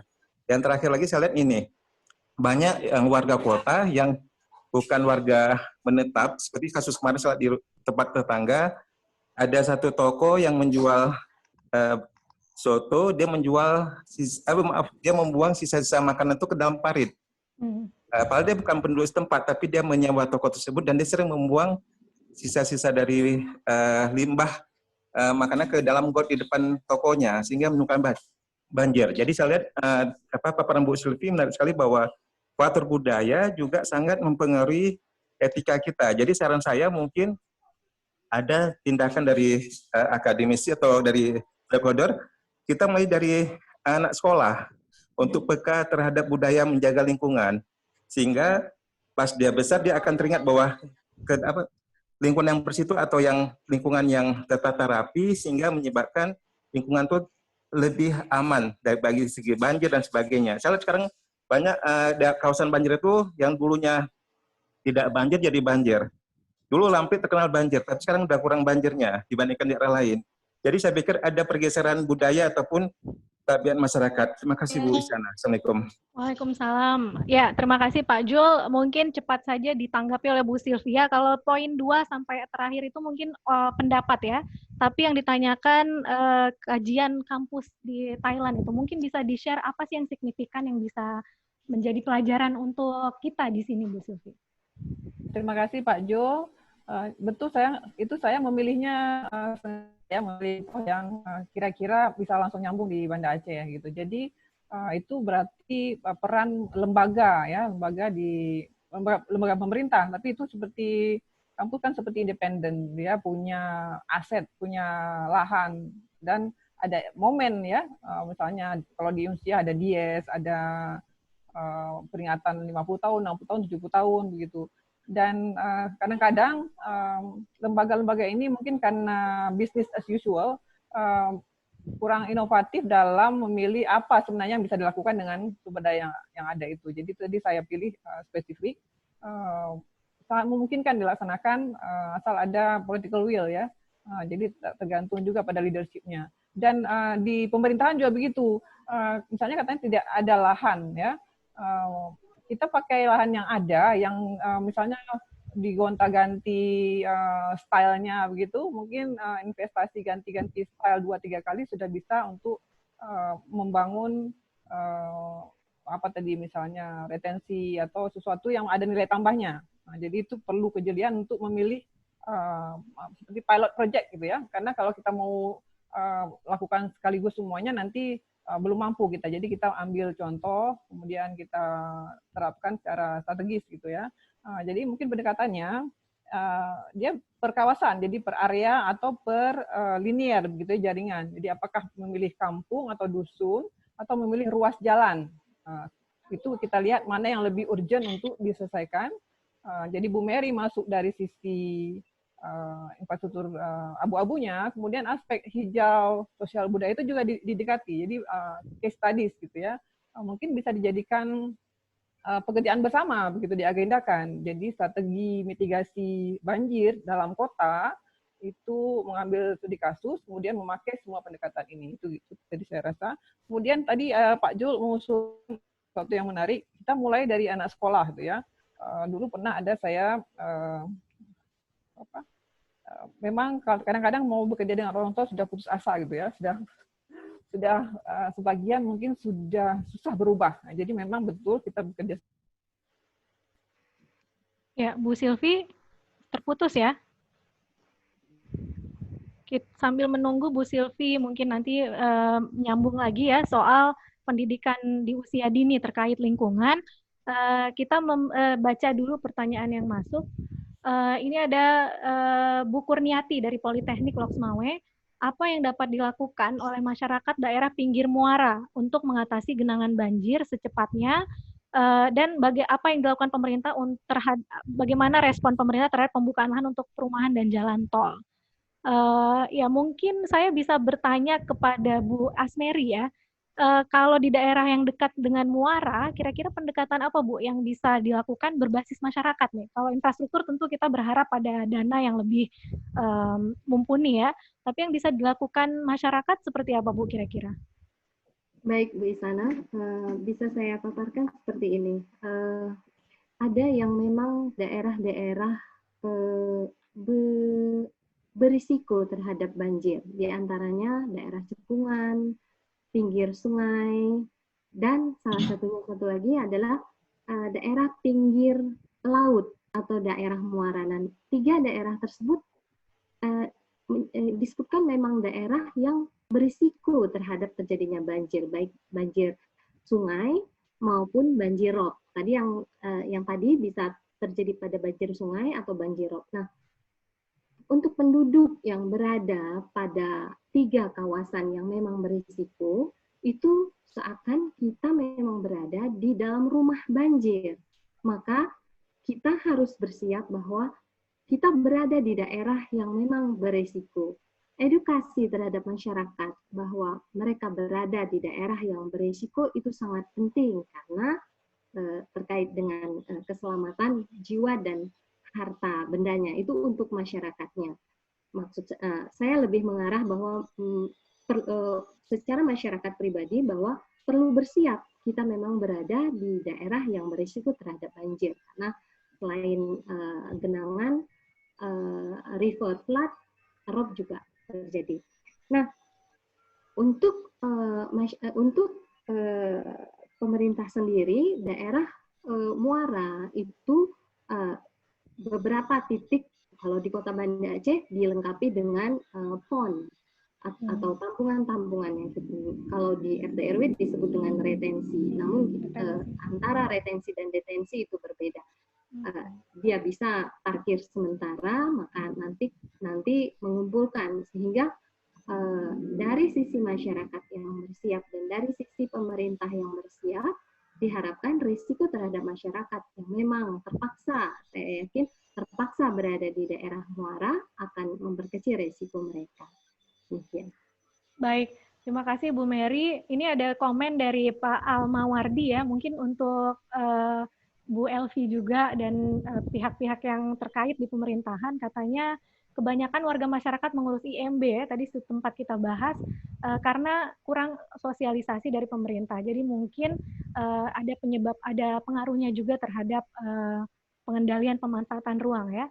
Ada Muhammad Yusri juga saya bacakan, menurut saya bukan hanya warga saja yang tidak taat, stakeholder juga tidak taat. Ya, jadi ini atau karena ada memo yang memaksa stakeholder untuk tidak taat. Waduh, ini agak obscure ya komen. Saya lanjut ke Pak Mufti dari Unmuha ya.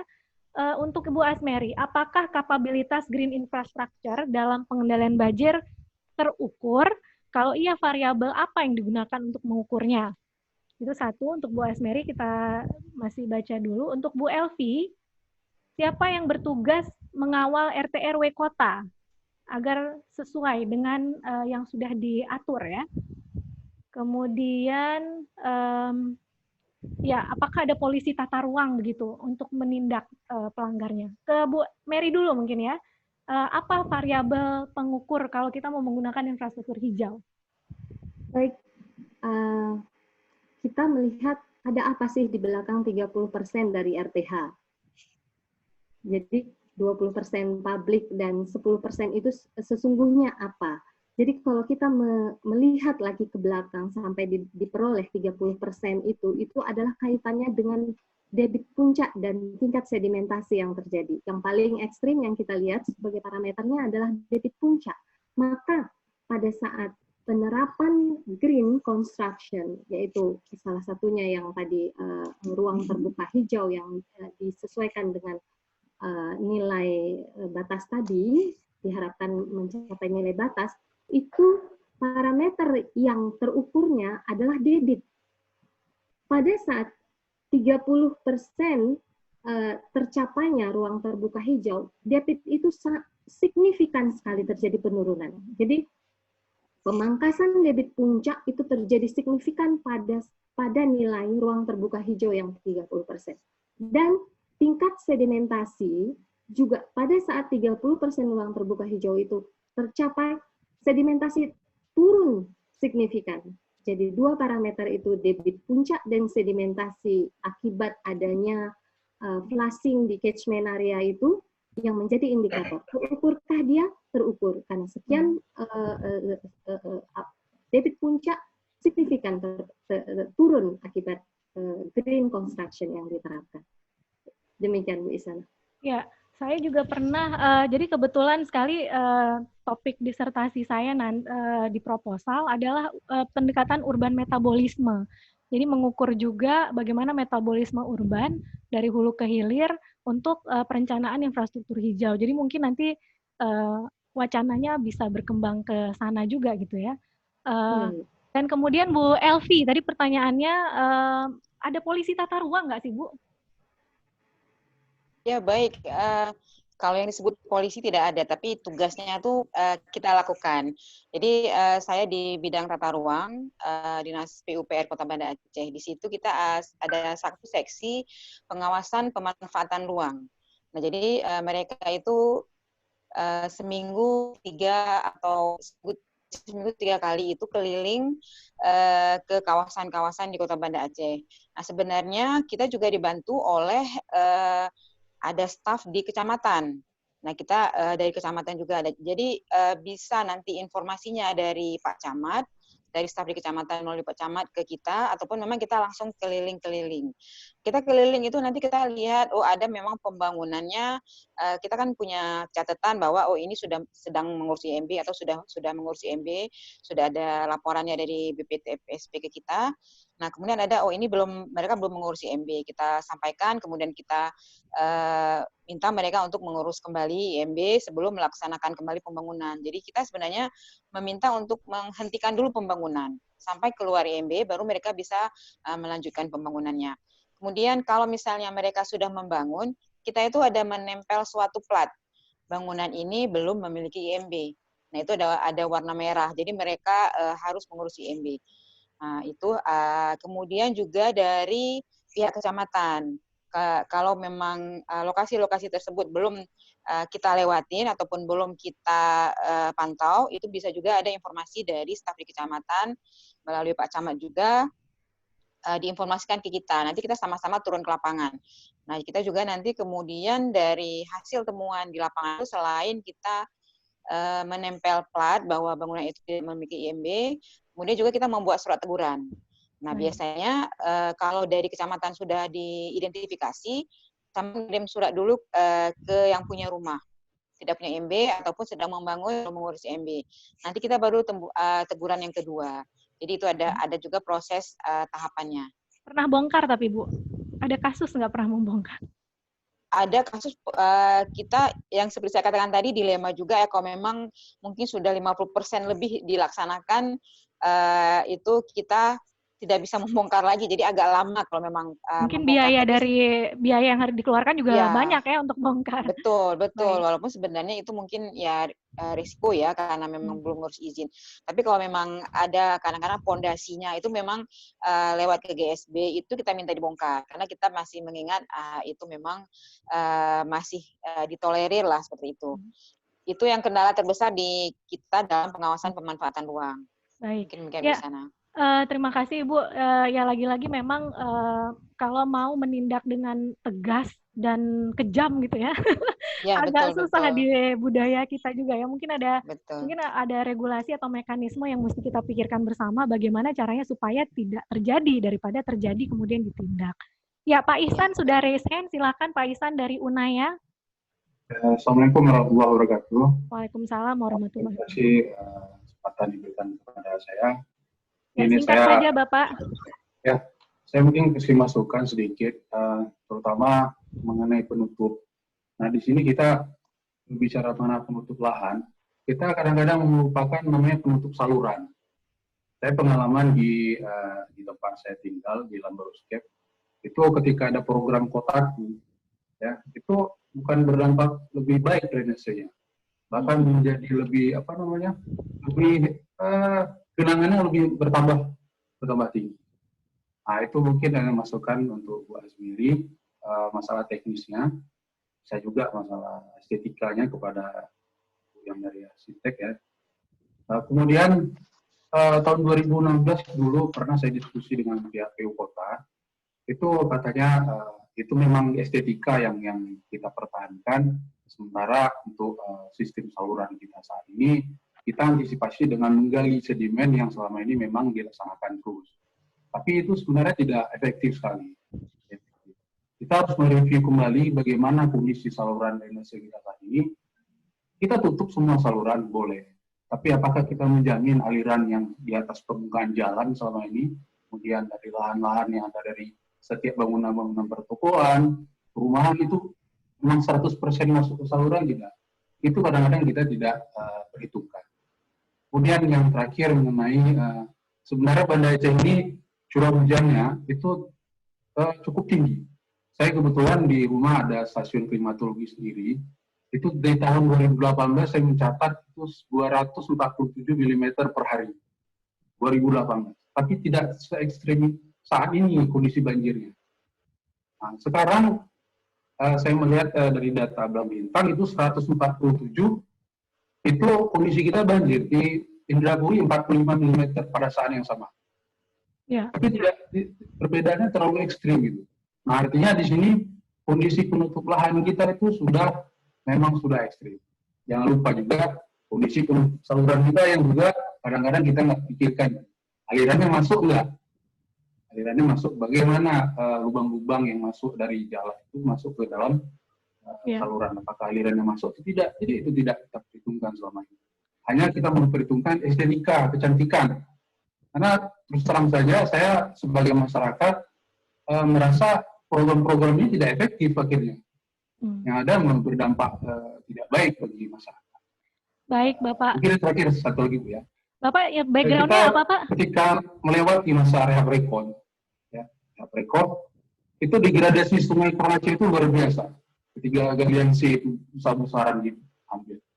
Tentu kita sebagai stakeholder, yang masyarakat tentunya harus juga memikirkan bagaimana mengantisipasi kembali kondisi degradasi tersebut. Apakah bisa kembali atau tidak? Itu wallahu a'lam. Hanya kita yang bisa mengupayakan bahwa Kota Banda Aceh ini tidak lagi banjir. Karena program Pak Ibrahim Hasan dulu, tahun 80-an, Banda Aceh ini bebas dari banjir. Ternyata 2020 ini banjir lagi gitu. Banjir lagi Pak ya. Demikian yang dapat saya sampaikan. Terima kasih Bu. Assalamualaikum warahmatullahi wabarakatuh. Waalaikumsalam warahmatullahi wabarakatuh. Memang tadi Bu Asmeri sempat menyatakan bahwa salah satu penyebabnya adalah outlet yang elevasinya lebih tinggi ya daripada alirannya. Jadi kalau saya lewat Pasar Nesu, itu saya lihat emang drainasenya lebih tinggi daripada jalan. Jadi ya kapan mau mengalir ya, belum lagi di situ permukiman sangat padat gitu kan. Terima kasih Pak Ihsan sudah berbagi. Pak, tadi saya bertanya Pak Ihsan background-nya apa sampai punya stasiun klimatologi kecil-kecilan gitu Pak ya. Kan teman saya. Oh, teman Bu Mary ya. Baik, terima kasih Bapak. Wah, berarti kolega juga nih Pak ya. Baik, Bu Mary, ini berkaitan dengan pertanyaan Pak Ihsan. Ada pertanyaan yang masuk ke saya.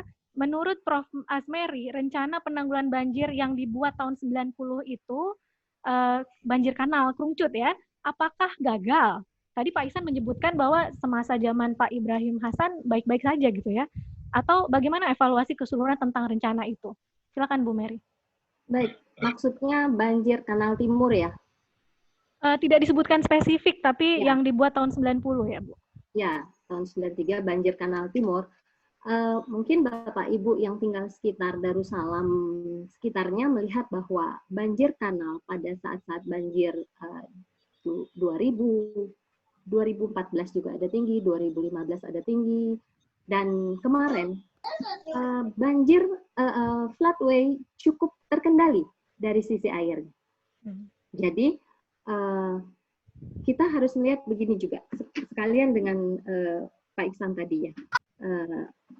Galian C dan perubahan tata guna lahan di daerah hulu, dari sisi analisis kami bahwa dari yang 1.300 meter kubik per detik itu pada perubahan tata guna lahan yang besar di hulunya itu mengakibatkan kenaikan sampai dengan 1.700 meter kubik per detik. Jadi ada penambahan 400 meter kubik per detik, dan kita bisa pahami bahwa kalau 1/3 dibagi ke kota dan ke floodway, 1/3-nya akhirnya menjadi 500 kubik per detik yang sampai di kota, karena kita mengkhawatirkan kota. Sementara floodway saat ini saya tidak menyebutkan dengan gagal, tapi terkendali. Bapak Ibu bisa melihat aliran pada penampang majemuk aman untuk floodway, tidak melewati tanggul, sukses untuk mengalirkan banjir. Nah, sekarang yang kita perlu perhatikan adalah tingkat sedimentasi yang terjadi di floodway yang dapat mengakibatkan ketidaksuksesannya suatu saat nanti apabila tidak diperhatikan dengan bagus, tidak mampu lagi sepenuhnya mengalirkan 2/3 yang diharapkan, karena mungkin terjadi pembendungan di pintu masuknya ke floodway. Dan apabila terjadi pembendungan, kita bisa meyakinkan bahwa aliran yang masuk ke daerah kota jauh lebih tinggi daripada 400, atau kalau terjadi kenaikan jauh lebih tinggi dari 500. Dan itulah yang menyebabkan disebutkan kegagalan, bukan kegagalan terhadap limpasan di floodway, tapi kegagalan tidak bisa masuk seperti yang direncanakan alirannya yang 900 meter kubik per detik akibat adanya sedimentasi yang besar pada hulunya, inletnya ke floodway. Itu galian C, kalau kita menyebutkan tadi, itu memperparah yang sedimentasi ke arah hilir. Kita melihat bahwa pond yang retention pond yang ada di titik panjang, yang ada di Krungeng itu perlu direvital karena tingkat sedimentasinya sudah tinggi. Selain itu juga saluran-saluran yang menuju ke arah pond itu juga dengan tingkat sedimentasi yang tinggi pada saat ini. Itu yang bisa saya sampaikan. Dia tidak gagal, tidak gagal dari sisi overtopping, tetapi dikhawatirkan akan gagal apabila tidak diperhatikan sedimentasi, karena akan menyebabkan terjadi pembendungan yang tidak bisa mengalirkan air ke floodway sesuai dengan rencananya. Demikian, Bu Isa. Ya, terima kasih Bu Mary, dan jangan lupa bahwa percakapan kita dari tadi, meskipun persoalannya sedimentasi, itu tidak cukup normalisasi saja ya. Karena biasanya idenya kalau sedimentasi urusannya normalisasi gitu kan programnya. Padahal ini harus terintegrasi dengan rencana lainnya. Dan yang paling penting itu tadi ya, infrastruktur hijau. Satu pertanyaan lagi, Ibu Irin, silahkan pertanyaannya yang singkat karena kita harus berakhir dalam 10 menit ya. Oke, terima kasih Bu Isana.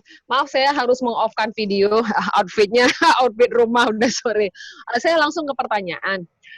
Ini kan kita kalau ngelihat banjir ini ada banyak sisi yang kita lihat, dari mulai desain drainase, engineering sampai ke sisi masyarakatnya. Jadi banyak yang kita lihat. Cuman saya penasaran nih satu. Kemarin saya udah tanya juga sama Bu Mary, cuman sambil guyon-guyon nih, dan itu juga pernah kita diskusikan dengan Bu Isana, masalah desain dari secara engineering ya, desain dari drainase itu sendiri. Karena ini pengalaman rumah saya yang kebetulan berbatasan dengan Aceh Besar, ya. Jadi drainase lingkungan di rumah saya ini ternyata nggak turun ke drainase yang di jalan di depannya. Ya. Ya, hierarki dari sistem drainase, jaringan drainase.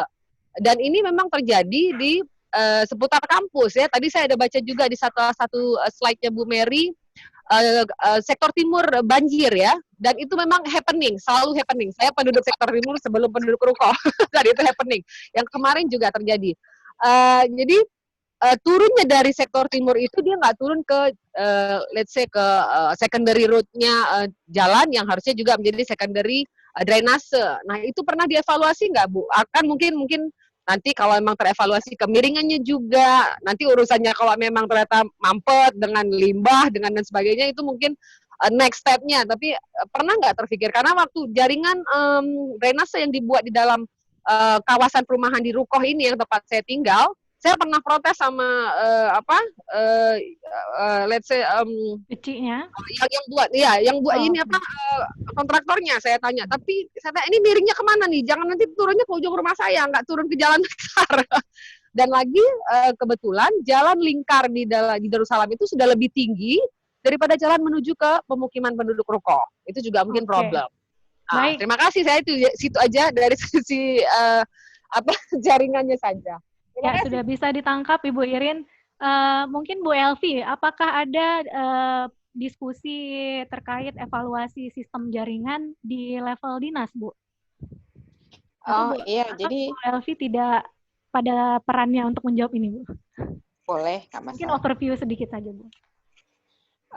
Ya, jadi kalau misalnya untuk jaringan drainase memang sudah ada wacana harus di review kembali master plan drainase Kota Banda Aceh, karena sudah banyak terjadi perubahan. Kemudian perencanaan ataupun master plan yang lama itu kan sudah lama setelah tsunami. Jadi yang seperti kita ketahui ada zona-zona itu, kemudian baru di 2010 atau 2011 itu baru final, kemudian sampai 2013 juga. Nah, ada di beberapa zona yang memang tidak terkoneksi. Dan sepengetahuan saya setelah banjir kemarin sudah banyak dilakukan diskusi-diskusi dengan pihak Ibu Asmeri juga, kemudian dengan pihak balai dan juga pihak provinsi untuk penanganan lebih lanjut. Jadi untuk mengantisipasi ke depannya seperti apa. Baik, mungkin jadi sudah mungkin proses review ya. Ya, Bu Isana juga dapat saya tambahkan bahwa memang penanganan ini harus terintegrasi ya. Jadi bukan cuman di segi infrastrukturnya saja, tetapi memang kita kan Kota Banda Aceh itu flat. Dan juga sebenarnya ini dari ilmunya Bu Asmeri ya, bahwa kan saluran di depan rumah kita itu sebenarnya kan cuma storm water drainage aja. Tapi kita sekarang semua limbah di rumah kita alirkan ke saluran drainase di depan rumah, sehingga yang ada sabun, sisa kita cuci piring semua ke situ. Jadi sehingga makin memperparah. Ya mungkin memang kita ada wacana juga sebenarnya kita ingin mencapai ke situ. Jadi mungkin memang harus kolaborasi mungkin dari Dinas PU, Dinas Lingkungan Hidup, kemudian juga ya kampus dan kementerian dan juga provinsi seperti itu, Bu Isana. Ya, banyak yang masih harus kita perbaiki ya, termasuk betul. Tadi mereview kembali hierarki atau elevasi drainase yang sudah dibangun ya. Terutama kalau saya lihat dana desa ini kadang-kadang konstruksi dibangun sendiri ya. Pengawasannya patut dipertanyakan juga kadang-kadang. Baik, saya baca komen dari Pak Indra, konsep penanganan yang disajikan narasumber kalau terlaksana sangat bagus sekali. Apakah tinggal ditegaskan saja dalam tata ruang ya, dan dikaitkan dengan pola pencegahannya. Kemudian dari Maya, apakah ada sosialisasi secara berkala yang dilakukan terkait kondisi Banda Aceh yang memang rentan terhadap banjir? Ada sosialisasi nggak, Bu Elvi? Kalau tentang RTH kan mungkin itu sudah dilakukan oleh dinas terkait ya. Tapi kalau sosialisasi misalnya rainwater harvesting, misalnya bikin biopori, atau hal-hal yang bisa kita lakukan sendiri di rumah misalnya, Bu? Itu juga sudah ada, cuman mungkin belum intens ya sosialisasi. Kalau dari Dinas PU kita untuk tata ruang kita memang setiap tahun mengadakan sosialisasi, tetapi tidak khusus terhadap masalah penanganan drainase dan lain sebagainya. Tapi kalau misalnya seperti untuk membuat biopori di sekolah-sekolah, yang saya ketahui teman-teman di Dinas Lingkungan Hidup dan Kebersihan Kota Banda Aceh, mereka itu intens ada juga sosialisasi ke masyarakat. Teman saya ada jadwalnya setiap minggu yang waktu dulunya ada apel mungkin ya setiap Senin, itu setiap ada dari pegawai ataupun apakah kadis, kabitnya itu memang mengambil apel di sekolah-sekolah. Sekalian juga melakukan sosialisasi. Jadi kalau untuk lingkungan, saya rasa memang kita rutin juga melakukan sosialisasi terutama ke sekolah-sekolah seperti itu. Ya, mungkin pihak kampus seperti kita-kita ini juga perlu bantu pemerintah ya melakukan sosialisasi. Ya, setuju. Baik, setuju. Ada Pak Surya Dharma, tanpa banjir Kanal Selatan, Banda Aceh tetap akan mengalami banjir dengan periode ulang 25 tahunan. Nah, ini pendapatnya ya. Juga masih banyak sistem drainase mikro dan makro yang tidak terkoneksi. Kemudian Pak Irzaidi, merujuk pada kota-kota peninggalan kolonial Belanda di Indonesia, sebenarnya sudah dipertimbangkan aspek ekologis, misalnya membuat aturan building coverage, setback, ya ini KDB-KLB berarti ya, sistem drainase yang baik, namun setelah merdeka, masyarakat secara bebas membangun tanpa ada kendali. Ya, kendalinya itu tadi Bu ya, tadi kita sudah bercerita banyak soal pengendalian, mudah-mudahan ke depan pemerintah kota bisa lebih tegas juga dalam melakukan pengendalian ini. Pembangunan harus melibatkan masyarakat. Ya, Pak Irzaidi masih menyambung ya, Pak Banda Aceh harus memikirkan pembangunan vertikal sehingga lahan-lahan dapat digunakan untuk ruang terbuka hijau.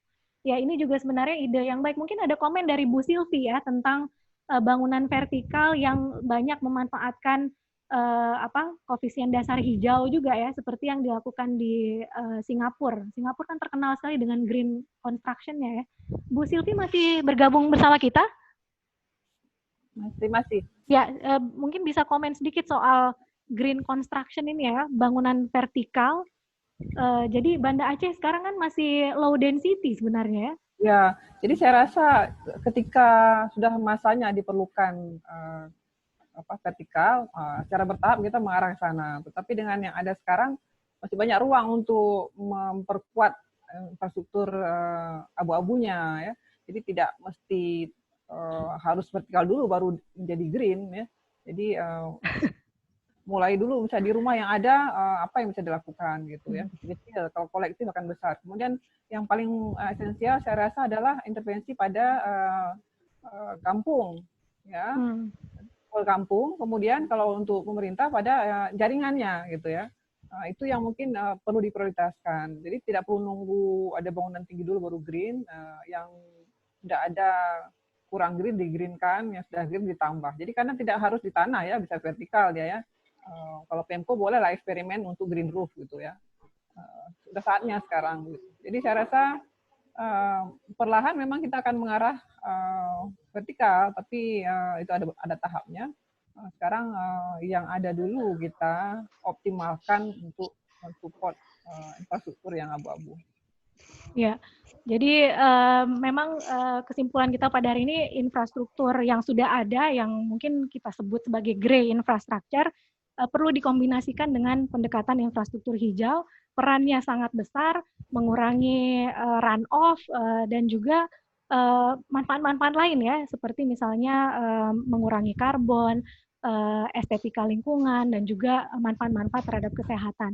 Dan ini PR besar juga pada rencana tata ruang wilayah kita ya. Mudah-mudahan pemerintah Kota Banda Aceh bisa mewujudkan satu persatu mimpi-mimpi masyarakatnya. Saya sebenarnya mengundang pihak DPRK juga, tapi tidak bisa hadir. Namun video percakapan ini kita rekod untuk bisa kita share ke khalayak yang lebih ramai. Sebenarnya masih ada pertanyaan dari Pak Ivan yang komen soal IMB gitu ya. Ada beberapa pertanyaan lagi, tapi waktu sudah sangat mendekati maghrib. Kita perlu bersiap-siap tentunya. Terima kasih saya ucapkan kepada narasumber kita. Dan terima kasih juga buat peserta yang sudah hadir. Kita boleh foto bersama sebagai penutup. Mohon dinyalakan videonya agar bisa dilakukan sesi foto. Baik. Ini belum ada yang nyala ya. Bisa nyalakan fotonya. Pak Putra sebagai host mohon difoto ya. Oke, Bu Normalia bisa dihidupkan videonya. Oke, dalam hitungan 3 ya. 1, 2, 3. Sudah diambil? Pak Putra? Sudah nih, tapi Sudah baru ya? satu grup, Oke. ada 4 grup nih. Ya, page 1. Tunggu sebentar ya. Page 2 ya. Ya, ini page 2. Baik, page 2. 1, 2, 3. Baik. Page 3. Bu Sylvia belum hidup ya? Udah nih. Oh, sudah. 1, 2, 3. Baik, Bu Iziah malah belum hidup ya. Baik, nggak apa-apa. Page terakhir ya. Kita kehadiran 100 partisipan. Saya mohon maaf sekali karena ternyata kita punya limitasi ya untuk peserta. Page 4, 1, 2, 3. Sudah? Sudah. Baik. Terima kasih sekali lagi. Jangan bosan-bosan untuk mengikuti seri webinar kami yang selanjutnya dengan topik juga yang tidak kalah menarik tentunya. Nanti akan dipublikasi seperti biasa. Terima kasih Pak Asfa sudah hadir bersama kami, Bu Iziah juga, dan segenap peserta yang sudah mendengar diskusi sampai akhir. Dan untuk sertifikat akan diberikan kepada yang sudah registrasi, akan kami kirimkan melalui email, linknya atau WA. Link daftar hadirnya kami sudah merekamnya tadi ya, siapa-siapa saja yang hadir. Jadi nanti ditunggu kabarnya untuk e-certificate kita. Akhir kata, saya harus menutup perjumpaan ini. Sampai jumpa lagi di pertemuan virtual selanjutnya. Tetap sehat dan assalamualaikum warahmatullahi wabarakatuh. Waalaikumsalam. Terima kasih semuanya. Terima kasih Bu Silvi, Bu Elvi. Terima kasih. Ya, sama-sama. Mary, Bu Elvi, Ici, semuanya. Pamit ya. Bu Mary, terima kasih. Pak Asfa. Ya, sama-sama. Pamit.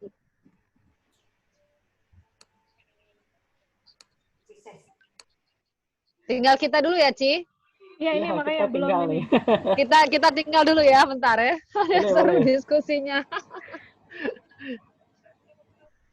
Terima kasih semuanya. Sampai jumpa lagi. Hidup mati, hidup mati.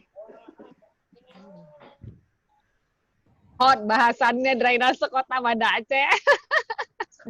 Aduh, sayangnya itu ternyata kita tadi pagi nggak serame ini loh, Ci. Ini ramai sekali. Karena sore, Kak. Iya, enggak, tapi kan enggak, maksudnya memang mungkin ini interesting. Yang di atas kan tadi memang materinya ada 3. Tadi pagi lama kali tuh. Ya Allah. Wait. Ini udah sampai hilang sinyal tadi pagi. Gosipnya belum pada keluar ya. Maksudnya ini apa? Punya kita ini basic plan. Jadi emang partisipannya 100. Nah iya harus bentar. bilang jadi registrasinya kita limit 100, sayang yang daftar. Bentar nih belum pada keluar semua nih. Tapi kita kirim aja recordingnya ya nanti ya. Iya. Ini berarti kami nggak record lagi ya? Off the record ya? Putuskan ya. Ya udah.